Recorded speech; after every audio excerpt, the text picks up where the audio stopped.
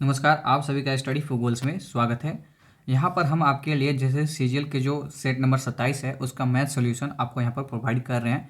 चूँकि आपको यहाँ पर पीडीएफ के माध्यम से भी प्रोवाइड किया जाता है, लेकिन हम इसे आपको एक वीडियो के माध्यम से जहाँ पे सॉल्यूशन को प्रॉपर वे में समझाते हुए आपको प्रोवाइड किया जा रहा है। चूँकि पीडीएफ के माध्यम में होता है तो कुछ बच्चों को समझ में आ रहा है और किसी को नहीं समझ में आ रहा है, तो उनके लिए यहाँ पर हम जो चीज़ें हैं वो आपको वीडियो के माध्यम से प्रोवाइड कर रहे हैं, जिसमें कि मैथ का सोल्यूशन हम यहाँ पर देखेंगे सेट नंबर 27 का।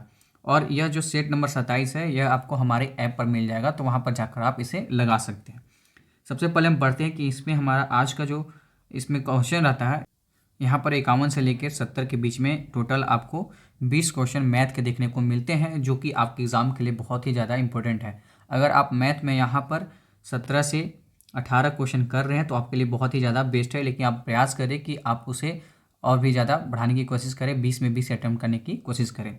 तो सबसे पहला हमारा जो क्वेश्चन है सेट नंबर 27 का, वह है कि कोई विक्रेता किसी वस्तु को उसके अंकित मूल्य पर 20% की छूट देकर बेचता है। ठीक है, कितने परसेंट की? 20% की छूट देता है और 12% के यहाँ पर लाभ कमाता है। यदि वस्तु का क्रय मूल्य 7.5 रुपया है, यहाँ पर सीपी दिया गया है 7.5 रुपया, और इसका अंकित मूल्य आपको ज्ञात करने के लिए बता रहा है। मैं हर क्वेश्चन पे आपको 10 सेकेंड दूंगा, देन उसके बाद मैं यहाँ पर क्वेश्चन को सॉल्व करूँगा और यहाँ पर आपके 4 ऑप्शंस दिए जाएंगे, उनमें से एक क्वेश्चन सही है। यहाँ पर आप चीज़ों को पढ़ भी सकते हैं, साथ ही साथ आप जो क्वेश्चन अटैम्प्ट किए हैं उसके साथ यहाँ पर वेरीफाई कर सकते हैं कि आप किस तरह से अटैम्प्ट करते हैं और ये क्या मेथड होना चाहिए अटैम्प्ट करने का। ठीक है, तो 10 सेकेंड लगभग हो ही चुका होगा, तो मैं यहाँ पे बता रहा हूँ, आप पाउज करके भी क्वेश्चन को सॉल्व कर सकते हैं। तो सबसे पहले यहाँ पे दो फार्मूला आपको याद रखना होगा, एक सीपी का और एक एमपी का। ठीक है, दो फार्मूला आपको याद रखना होगा। ठीक है, जिसमें कि सीपी का फार्मूला यहाँ पर हो जाता है 100 माइनस डिस्काउंट परसेंट, और यहाँ पर हो जाता है एमपी का फार्मूला, मतलब कि एमपी का मतलब कहने का मतलब है अंकित मूल्य 100 प्लस प्रॉफिट परसेंट। तो आपको बस कुछ नहीं करना है, यहाँ पर कितने परसेंट की छूट दी जा रही है, तो 20% की। ठीक है, तो डिस्काउंट होता है 20%, तो 100 माइनस 20 करेंगे यहाँ पर, और यहाँ पर एमपी पर कितना प्रतिशत का लाभ कमा रहा है, तो प्रॉफिट उसे हो रहा है 100 पर 12 का। ठीक है, क्योंकि हम कभी भी प्रतिशत में 100 मानते हैं, तो यहाँ पे 80 हो जाएगा और यहाँ पर 112 हो जाएगा। ठीक है, अब क्या बोला है कि यहाँ पर सीपी हमारा दिया था 750 रुपया, तो सीपी बराबर कितना हो जाएगा 80 का। ठीक है, तो इसे यहाँ पर इतना हो जाएगा, मतलब कि एक सीपी का मूल्य हो जाएगा 750/80। तो हमें पूछ क्या रहा है, एमपी का यहाँ पर हमसे प्राइस पूछ रहा है, तो एमपी कितना हो जाएगा, तो 112 के बराबर एमपी हो जाएगा। ठीक है, तो एक का हमारा कितना दिया हुआ था 750/80, तो 12 का कितना हो जाएगा 112 का, तो 112। ठीक है, इंटू हो जाएगा। अब इसे हम यहाँ पे कैलकुलेट कर देंगे, तो कैलकुलेट करने पर जो हमारा आंसर यहाँ पर आ जाएगा, आप इसे सॉल्व कीजिएगा। ठीक है, तो 8 कम 8 हो जाएगा, 8 चौका 32 हो जाएगा। तो यहाँ पे जब हम इंटू करेंगे तो ऑप्शन के थ्रू भी हम यहाँ पर चल सकते हैं। 14 से 75 का इंटू जब करेंगे तो 1050 रुपये यहाँ पर आपका आंसर आ जाएगा। तो अंकित मूल्य यहाँ पर कितना दिया गया है 1050 रुपया, तो हमारा यहाँ पर बी ऑप्शन सही हो जाएगा। ठीक है, चीज़ों को आपको समझ में आई ना। यहाँ पे दो फार्मूला याद करना पड़ेगा आपको, सीपी का और एमपी का। यहाँ पर इतना सब कुछ करने की जरूरत नहीं है, डायरेक्ट आपके मन में डायरेक्ट 80 आ जाना चाहिए और फिर यहाँ से ये आ जाना चाहिए 80 बराबर ये, 80 बराबर 750 हो जाना चाहिए, और 112 बराबर आपका यहाँ पे इंटू हो जाना चाहिए, और डायरेक्ट आंसर आ जाएगा। मतलब कि कॉपी में लगभग ये चीज़ें और ये चीज़ें और ये जो कैलकुलेशन की ये दो चीज़ें हैं, ये चीज़ आपको करने की ज़रूरत वहाँ पर नहीं है। बाकी आंसर यहाँ से 2 स्टेप में आपका आ जाएगा। ठीक है, नेक्स्ट है हमारा, जब किसी वस्तु को 531 रुपये में बेचा जाता है, यहाँ पर एसपी दे दिया गया है। ठीक है, एसपी कितना दिया है 531 रुपये, और उस पर 18% का लाभ होता है। प्रॉफिट परसेंट भी कितना दे दिया गया है 18%, और आपसे पूछ रहा है यदि वस्तु को 486 रुपये में बेचा जाए, मतलब कि नेक्स्ट जो सेलिंग प्राइस 2 करेगा जब सीपी पे, तो उसका 486 रुपया होना चाहिए। तो पूछ रहा है कि आपसे यहाँ पर लाभ होगा या हानि होगा, क्या होगा यहाँ पर प्रतिशत में आपसे पूछ रहा है।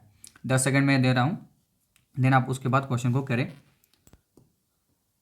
तो चलिए मैं क्वेश्चन को बताता हूँ, पॉज करके आप आंसर को दिया कीजिए।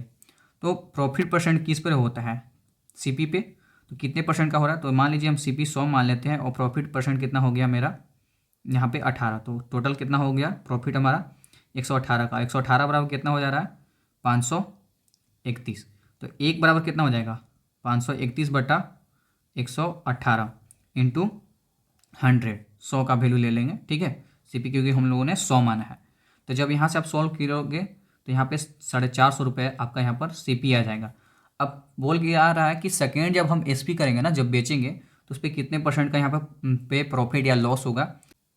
अगर हम उसे 450 में खरीद रहे हैं और 486 में उसे बेच रहे हैं तो प्रॉफिट कितने का होगा। तो यहाँ पे प्रॉफिट हमारा हो जाएगा 36 रुपये का। 36 रुपये का हमारा क्या हो जाएगा प्रॉफिट, ठीक है, लाभ हो जाएगा। तो प्रॉफिट किस पे होता है तो सीपी पे होता है। तो सीपी कितना हमारा 450।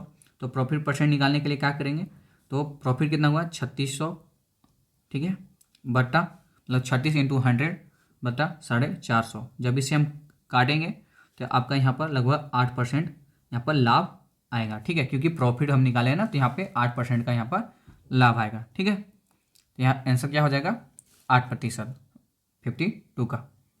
नेक्स्ट हमारा क्वेश्चन है, यदि a plus B H2 b plus C H2 c plus A, H2 का मतलब होता है रेशियो, ठीक है, बराबर 15:14:11, ठीक है। तो पूछ रहा है आपसे यहाँ पर 3a plus B minus 4c का आपसे यहाँ पर आंसर पूछ रहा है, और यहाँ पर दिया गया है a plus B plus C बराबर 40। तो इस क्वेश्चन को बनाने के लिए सबसे पहला तरीका हमारा ये होना चाहिए, अप्रोच ये होना चाहिए कि हम इसे के मान लेंगे, ठीक है। a प्लस बी बराबर यहाँ पे 15 के मान लेंगे। ये के हमारा एक यहाँ पर नंबर्स को मानने के लिए हम रख रहे हैं, ठीक है।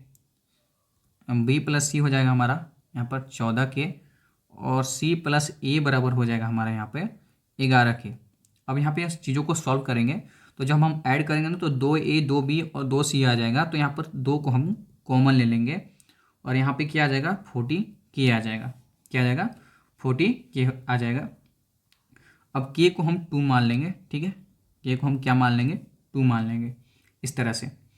अब हम आगे जब सॉल्व करेंगे तो a प्लस बी बराबर कितना आ जाएगा 40 आ जाएगा, ठीक है, क्योंकि a प्लस बी बराबर यहाँ पर दिया हुआ है ना 40। किस तरह से k बराबर 2 आया तो 2 हो गया, और a प्लस बी बराबर 40, इधर क्या हो गया 40 के। जब हम इसे 40 को 40 से काटेंगे तो k बराबर क्या आ जाएगा हमारा 2 आ जाएगा, ठीक है। यहाँ तक चीज़ें हो गई आपकी। नेक्स्ट जब हम यहाँ पर चीज़ों को आगे देखेंगे तो हमें यहाँ पर देखने को मिलता है कि सबसे पहले a को हम निकालेंगे। a बराबर कितना आएगा तो a plus B plus C बराबर माइनस b प्लस सी, क्योंकि हम a को निकालना चाहते हैं ना, तो b प्लस सी का हम यहाँ पर क्या रखेंगे वैल्यू रखेंगे। Total a plus B plus C बराबर कितना हो जाएगा 40, और b प्लस सी बराबर कितना हो जाएगा 14, और की का मान हमने क्या रखा है 2, तो 14 दूनी 28, यहाँ पे 28 हो जाएगा। तो a बराबर आपका यहाँ पर आंसर आ जाएगा 12, ठीक है, कितना आएगा a बराबर 12। इसी तरह b बराबर जब हम करेंगे a प्लस बी प्लस सी आप वैल्यू रख सकते हैं उस टाइम, और उस समय हमें क्या रखना होगा जब हमें b निकालना हो तो a प्लस सी का यहाँ पर वैल्यू रखेंगे, तो उस समय हमारा आंसर आ जाएगा b बराबर 18, और c बराबर इसी तरह आंसर आ जाएगा हमारा यहाँ पर 10। लेकिन हमसे पूछ क्या रहा है 3a plus B minus 4c। अब 3a का यहाँ पर a बराबर वैल्यू रखेंगे तो 12, और b बराबर वैल्यू रखेंगे तो 18, और माइनस 4 इंटू सी बराबर कितना हो जाएगा हमारा यहाँ पर 10, ठीक है। चलिए अब सॉल्व करते हैं। तो 36 प्लस 18 माइनस 40, तो यहाँ पे टोटल सॉल्व करने पर 54 माइनस 40 बराबर आपका यहाँ पर 14 आंसर आ जाएगा। चीज़ों को मैं डिटेल में इसलिए कर रहा हूँ कि ताकि जो बच्चे नहीं समझ पा रहे उनको भी यह चीज़ें समझ में आ जाए। धीरे धीरे चीज़ों को मैं और भी ज़्यादा शॉर्ट करते चला जाऊँगा, मतलब कि क्वेश्चन को जो अप्रोच लेने का तरीका होगा ना वो ऑप्शन के थ्रू या डिजिटल सम के थ्रू, ठीक है, इस तरह से, या यूनिट डिजिट के थ्रू चलेंगे हम लोग। नेक्स्ट हमारा यहाँ पर क्वेश्चन है 54 नंबर का, जो कि आपका यहाँ पर एचसीएफ एलसीएम का यहाँ पर आपसे क्वेश्चन पूछा जा रहा है। तो माना कि x एक संख्या है और 56,000 एक संख्या है और 60,000 के बीच की वह छोटी से छोटी संख्या है। अब यहाँ पे ध्यान देना है कि इन दोनों के बीच की संख्या है, जिसे जब 40, 45 और 50, 55 से विभाजित किया जाता है तो प्रत्येक स्थिति में 23 प्राप्त होता है। शेषफल कितना प्राप्त होता है 23। तो x अंकों का योगफल ज्ञात करें। जो x अंक आएगा ना उसका हमें यहाँ पर क्या बताना है सम बताना है। तो यहाँ पर इसमें से 4 ऑप्शन यहाँ पर दिए गए हैं, जिसमें से एक ऑप्शन यहाँ पर सही है, तो आप इसे बनाइए, 10 सेकंड में दे रहा हूँ, आप पॉज कर कर वीडियो को बना सकते हैं। अदरवाइज मैं यहाँ पे अब सॉल्व करने स्टार्ट करता हूँ। माना कि वह संख्या एलसीएम हम सबसे पहले निकाल लेते हैं।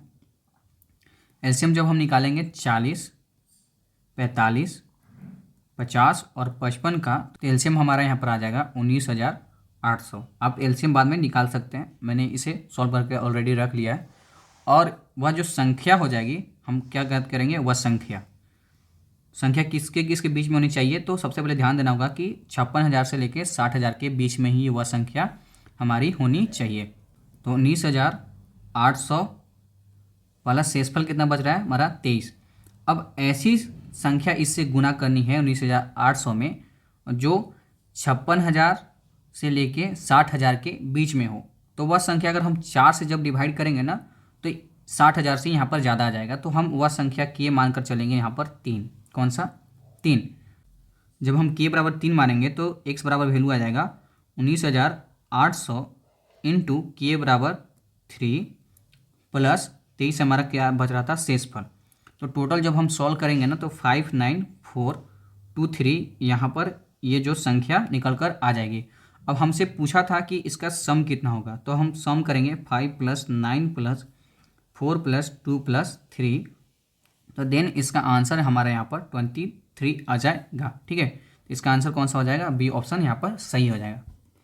नेक्स्ट हमारा क्वेश्चन है कि मिश्र धातु ए कॉपर और जिंक अनुपात 5:7 में है, और मिश्र धातु बी कॉपर, जिंक और कॉपर का अनुपात 4:5 में है।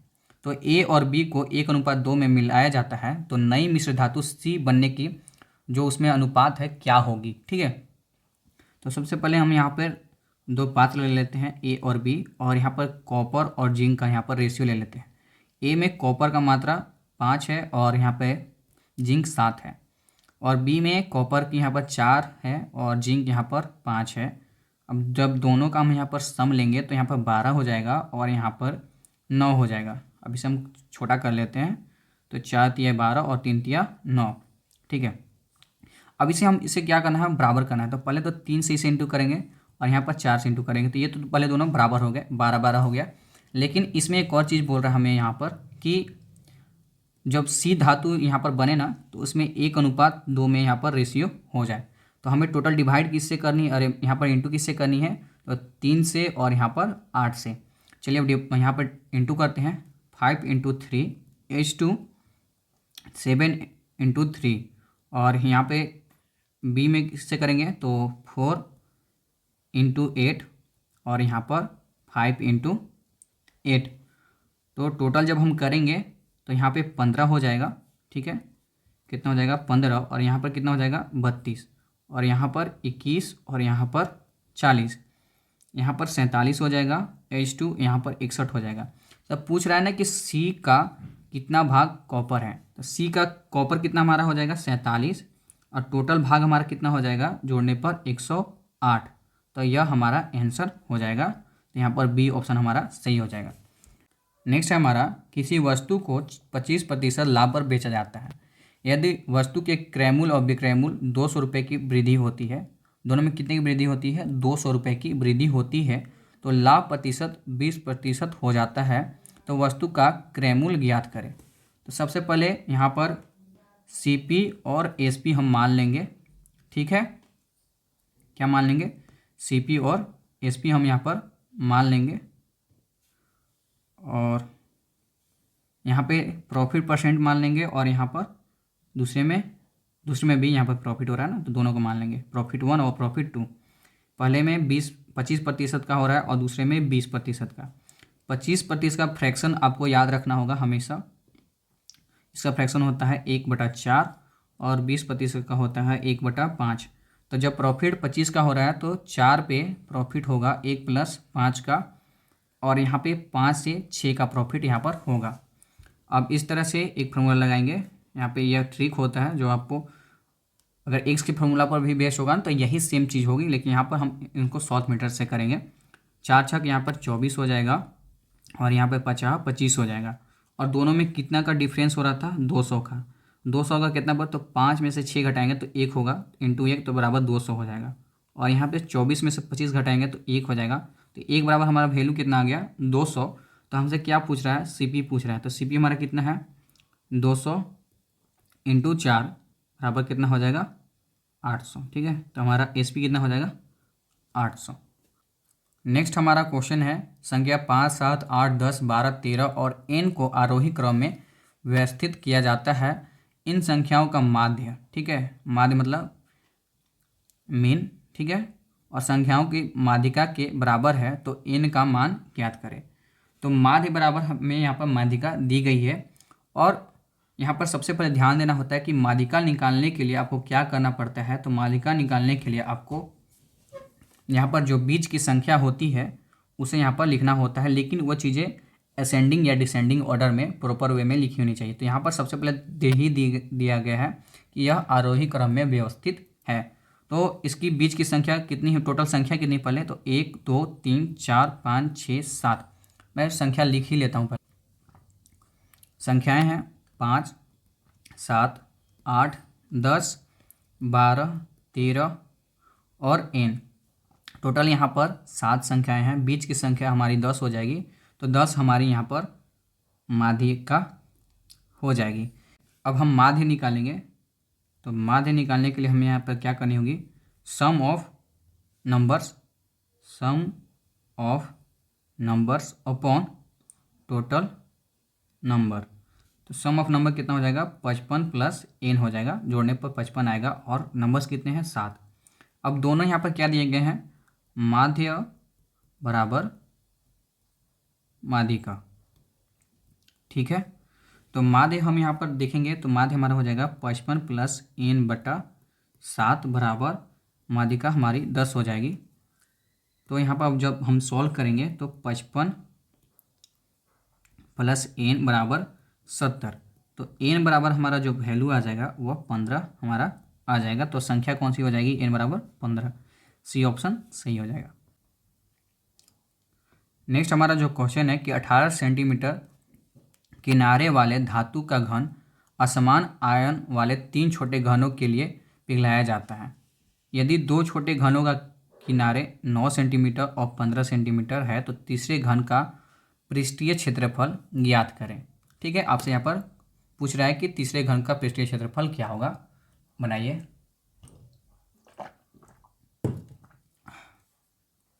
तो इसे हम इस तरह से बनाएंगे। सबसे पहले हम बड़े घन का आयतन वॉल्यूम बराबर तीनों छोटे घनों का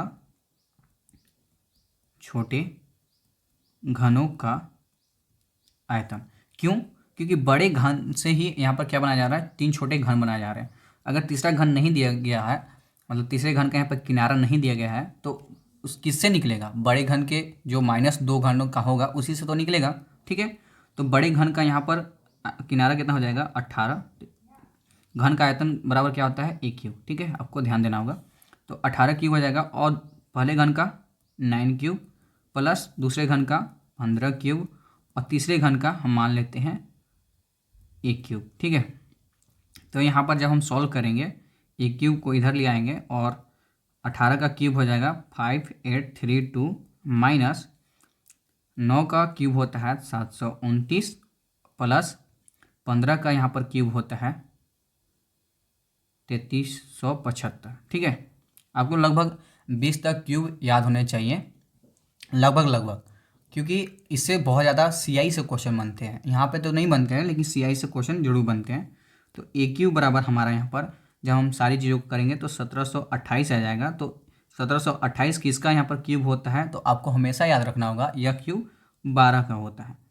तो हमारा तीसरा घन का यहाँ पर किनारा कितना आ गया, 12। तो हमसे पूछ रहा है तीसरे घन का पृष्ठीय क्षेत्रफल क्या होगा। तो यहाँ पर पृष्ठीय क्षेत्रफल बराबर होता है 6a²।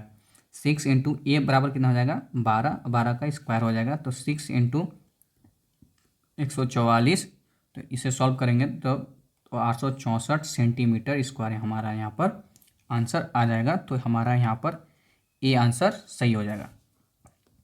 नेक्स्ट हमारा क्वेश्चन है कि 4 वर्ष पहले 5 सदस्य वाले समूह की औसत आयु 8 वर्ष थी। कितनी थी, 8 वर्ष। 4 वर्ष अभी से 4 इयर्स एगो। ठीक है, तो यहाँ पर कितने सदस्य थे, 5 मेंबर्स हो जाएंगे और इनकी आयु की औसत आयु कितनी थी 38। तो जब 4 जोड़ेंगे इसमें तो कितना हो जाएगा 42। आगे बोला कि एक और आदमी मतलब कि छठा पर्सन आ गया, आदमी समूह में शामिल होता है तो 6 सदस्यों वाले समूह की वर्तमान आयु 44 वर्ष थी। तो अभी जो प्रेजेंट टाइम की हो जाएगी 6 सदस्यों की आयु 44 वर्ष हो जाएगी।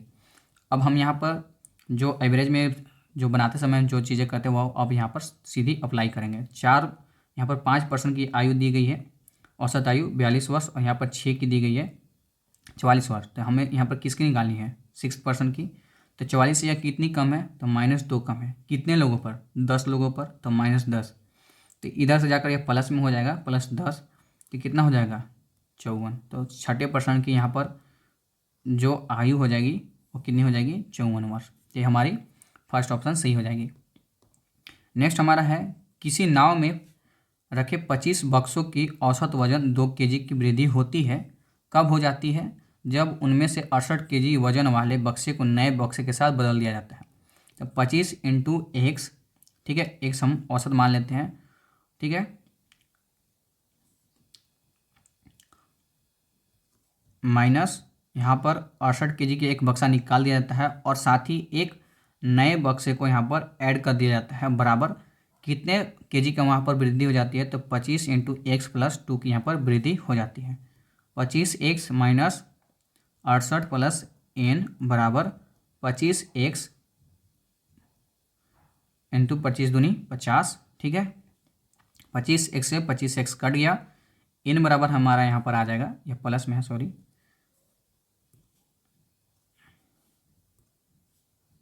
ठीक है। तो n बराबर हमारा यहाँ पर आंसर आ जाएगा 50 + 68। तो नए बक्से का वजन हमारा यहाँ पर हो जाएगा 118 kg, ठीक है। तो डी ऑप्शन सही हो जाएगा, ठीक है। साथ ही साथ कोर्स हमारा परचेज कर सकते हैं इसका कंप्यूटर का और पेपर 3 के लिए CGL का, तो उसे भी परचेज कर लीजिए। और जो यह कोर्स आप हमारे ऐप के थ्रू परचेज कर सकते हैं, तो आप हमारे ऐप को प्ले स्टोर से डाउनलोड कर लें। आइए नेक्स्ट क्वेश्चन पे आते हैं। नेक्स्ट क्वेश्चन है यहाँ पे आपका दिया जा रहा है कि 12 मीटर, 6 मीटर और 4 मीटर आयाम वाले कमरे में लगाए जा सकने वाले सबसे लंबे खंभे की लंबाई। अगर हम इस बॉक्स को देखें ध्यान से, ठीक है, यह क्या हमारा घनाभ है। अगर इस बॉक्स को देखा जाए तो आप यह चीज़ नोटिस करेंगे, सबसे बड़ा जो इसमें खंभा लगाया जाएगा वो विकर्ण लगाया जाएगा। क्या लगाया जाएगा? इसमें एक विकर्ण लगाया जाएगा। तो विकर्ण का यहाँ पर आयतन में फार्मूला होता है घनाभ का विकर्ण बराबर होता है √L² b² + h²। तो अंडर करेंगे, L बराबर हमारा क्या हो जाएगा 12 का स्क्वायर, प्लस b बराबर हो जाएगा हमारा 6 का स्क्वायर, प्लस h बराबर हो जाएगा 4 का स्क्वायर। जब हम इसे सॉल्व करेंगे तो कितना आएगा 144 प्लस 36 प्लस 16। तो जब इसे सॉल्व करेंगे तो यहाँ पर 14 हमारा आंसर आ जाएगा। तो सबसे बड़े जो यहाँ पर लगाया जाएगा खंभा, उसका कितना सेंटीमीटर लंबाई का लगाया जाएगा मीटर का? तो 14 मीटर का, ठीक है। तो यहाँ पर फोर्थ ऑप्शन सही हो जाएगा। नेक्स्ट हमारा क्वेश्चन है कि किसी किले में 40 व्यक्तियों के लिए 60 दिन का खाद्य सामग्री रखा गया है। तो सबसे पहले हम टोटल फूड यहाँ पर निकाल लेते हैं। टोटल फूड हमारा हो जाएगा, टोटल फूड बराबर 400 पर्सन × 60 डेज, तो कितना हो जाएगा हमारा 2400 टोटल फूड हो जाएगा, 24,000 हो जाएगा, ठीक है। अब इसमें बोला जाता है कि 35 दिन बाद 100 व्यक्ति और आ जाते हैं। तो पहले 35 दिन तक तो कौन से व्यक्ति खाएंगे? 400 व्यक्ति। तो हम यहाँ पर निकाल लेते हैं 35 दिन के लिए। तो 35 डेज × 400 पर्सन, तो कितने लोग यहाँ पर इसे खाएंगे? कितने फूड का यहाँ पर कंजप्शन हो जाएगा? तो 14,000। रेस्ट बच कितना गया? 24,000 में से जब हम 14,000 घटाएंगे तो अभी भी हमारे पास 10,000 फूड यहाँ पर बचे हुए हैं, टोटल फूड बचे हुए हैं। तो अब कितने व्यक्ति जाते हैं? तो यहाँ पर 100 व्यक्ति और आ जाते हैं। तो पहले से व्यक्ति कितना थे? 400, और कितने जाते हैं प्लस 100, तो टोटल हो कितने जाएंगे यहाँ पर? 500 यहाँ पर पर्सन हो जाएंगे। तो बचा कितना है? 10,000। तो 10,000 को कितने लोग खाएंगे? तो 500। जब हम काटेंगे इसे तो कितने दिन के लिए रेस्ट बचेगा हमारा? यहाँ पर 20 दिनों के लिए रेस्ट ये चीज़ें चलेंगी। जो 10,000 फुट है बाकी 20 दिनों के लिए चलेगी, तो यहाँ पर डी ऑप्शन राइट हो जाएगा। नेक्स्ट हमारा क्वेश्चन है कि 5% वार्षिक चक्रवृद्धि ब्याज की दर से 10 रुपये की राशि 2 वर्षों का वार्षिक रूप से चक्रवृद्धि ब्याज याद करें। ठीक है, तो सबसे पहले 5% का फ्रैक्शन होता है 1/20। कितने सालों के लिए? तो 2 सालों के लिए। ठीक है, तो पहले साल में 20 से 21 और दूसरे साल में यहाँ पर फिर 20 से 21 हो जाएगा, तो टोटल कितना हो जाएगा 400 और यहाँ पर 441। CI कितना हो जाएगा? तो यहाँ पर अमाउंट माइनस प्रिंसिपल हो जाएगा 441 माइनस 400 अमाउंट माइनस प्रिंसिपल, तो यहाँ पर 41 हमारा क्या आ जाएगा CI। और दिया क्या रखा है यहाँ पर? तो प्रिंसिपल दिया हुआ है 10,000, तो एक्चुअल में हमारा यहाँ पर आ कितना रहा है 400, तो 400 बराबर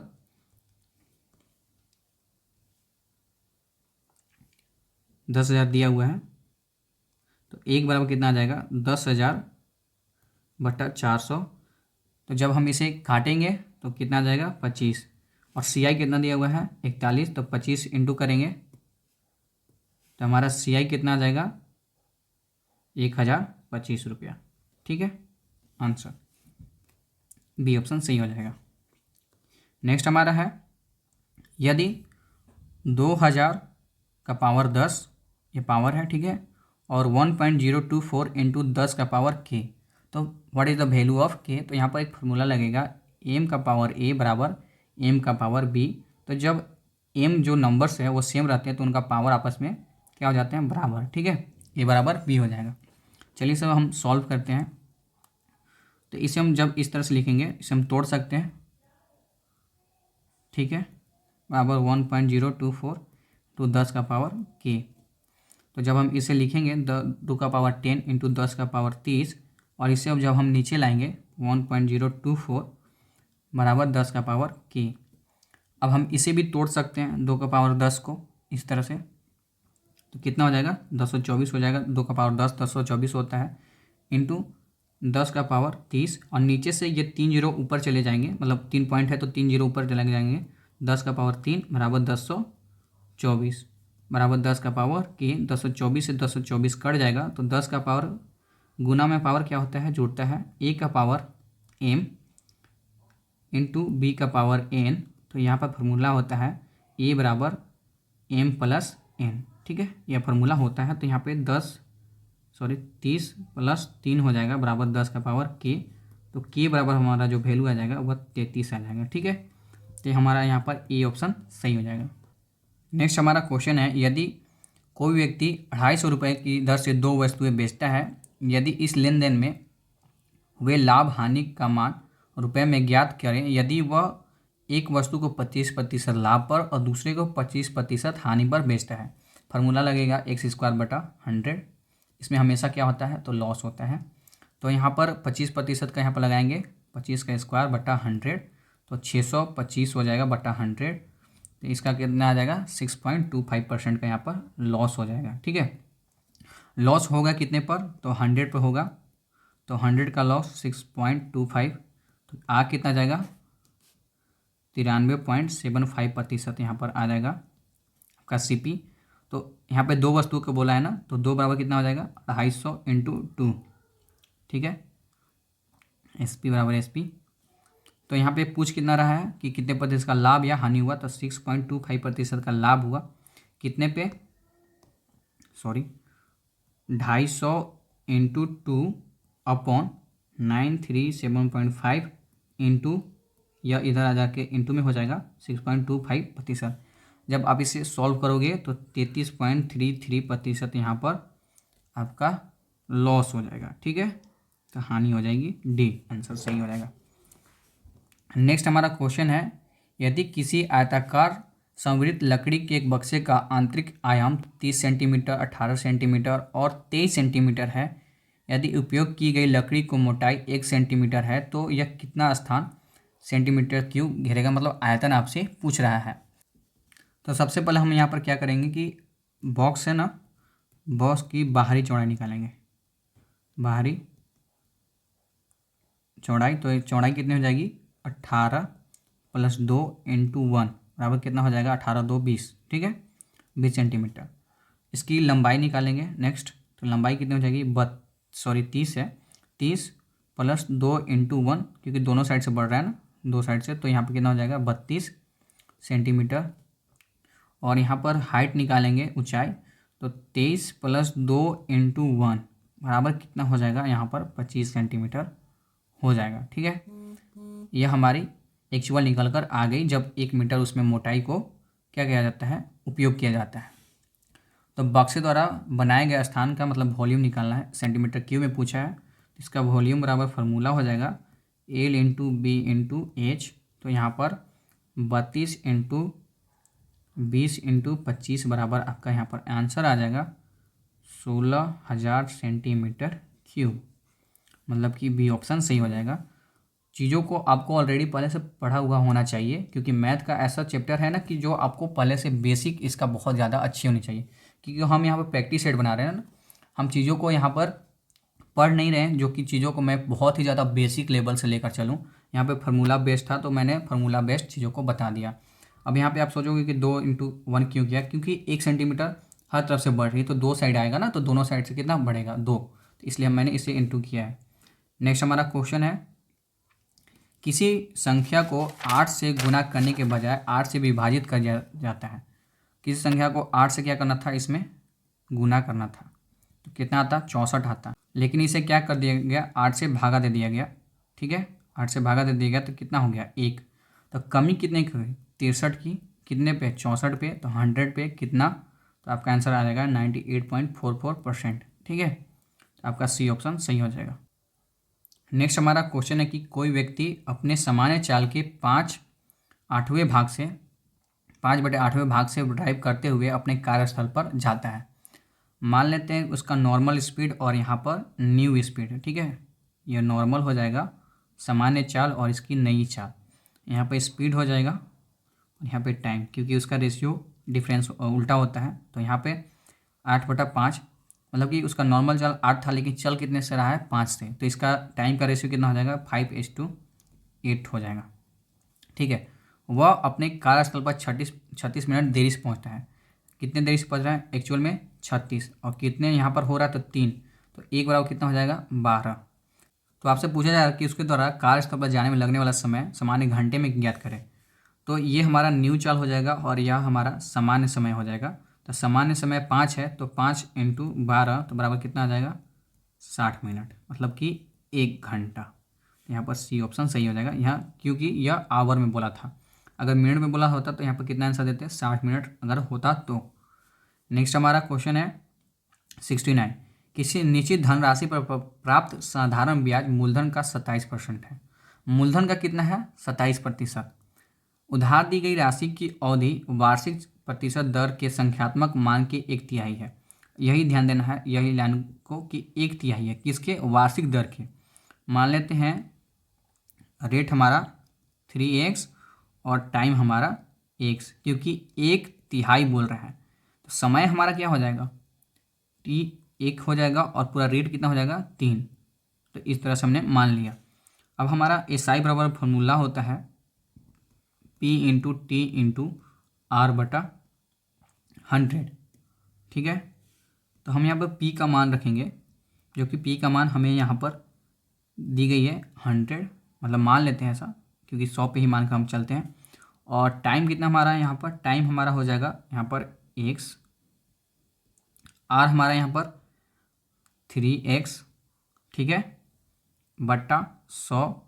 तो हमें निकालना क्या है, SI भी तो दिया हुआ है ना, 27% के हिसाब से उसका कितना है, साधारण ब्याज का 27%। साधारण ब्याज अगर हम प्रिंसिपल अगर 100 मान लेते हैं तो उसका SI कितना हमारा आ जाएगा, 27, ठीक है। तो 27 रख लिए। अब इसे काटते हैं, 100 से 100 चला गया, और 3 से यह 9 बार में हो गया, तो 9 बराबर x²। तो x का वैल्यू हमारा यहाँ पर कितना आ जाएगा, 3। तो हमसे पूछ क्या रहा है, रेट, तो रेट हमने क्या माना है, 3x, तो 3 इंटू 3 बराबर 9%। हमारे यहाँ पर सी ऑप्शन सही हो जाएगा, ठीक है। नेक्स्ट हमारा क्वेश्चन है कि कोई व्यक्ति 40 सेब के क्रय मूल्य पर 40 सेब का CP बराबर 30 सेब बेचता है, मतलब कि 30 का विक्रय मूल्य SP। तो यहाँ पे इसका रेशियो निकालेंगे तो CP/SP बराबर आ जाएगा 3/4, मतलब 3 का लाभ 1 पर, तो 100 पर कितना, तो 33.33%, मतलब कि यहाँ पर C ऑप्शन सही हो जाएगा। तो यह जो क्वेश्चन थे ये आपका सेट नंबर 27 का सॉल्यूशन था, जो कि आपके हमारे जो सेट नंबर जैसे सीजीएल के लिए दिया गया है उसका यहाँ पर सॉल्यूशन मैंने बता दिया। बाकी आपको यह हार्ड कॉपी में भी प्रोवाइड कर दिया जाएगा।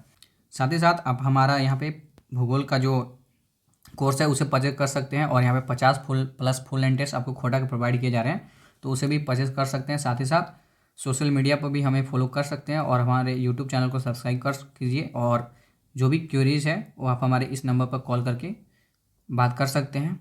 देन मिलते हैं सेट नंबर 28 के सॉल्यूशन में, जो कि आपको संडे के प्रोवाइड किया जाएगा। इसका यहाँ पर जो मॉक टेस्ट है वो आपको प्रोवाइड की जाएगी, तो उसे आप संडे को लगाइए, और उसका सॉल्यूशन मैं यहाँ पर वेडनेसडे को प्रोवाइड कर दूंगा। देन तब तक के लिए जय हिंद, जय झारखंड, जोहार। Thanks for watching this video.